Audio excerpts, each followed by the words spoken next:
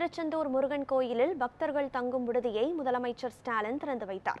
அறுபடை வீடுகளில் இரண்டாம் படை வீடாக திகழும் திருச்செந்தூர் சுப்பிரமணிய சுவாமி கோயில் வளாகத்தில் 10,57,00,000 ரூபாய் செலவில் 52 அறைகளுடன் கூடிய தங்கும் விடுதி கட்டி முடிக்கப்பட்டுள்ளது.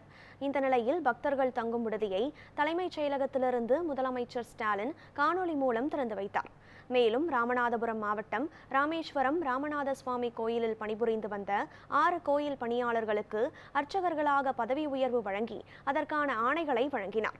இந்நிகழ்ச்சியில் துணை முதலமைச்சர் உதயநிதி ஸ்டாலின், அமைச்சர்கள் அனிதா ராதாகிருஷ்ணன், சேகர் பாபு, தலைமைச் செயலாளர் முருகானந்தம் உள்ளிட்டோர் கலந்து கொண்டனர்.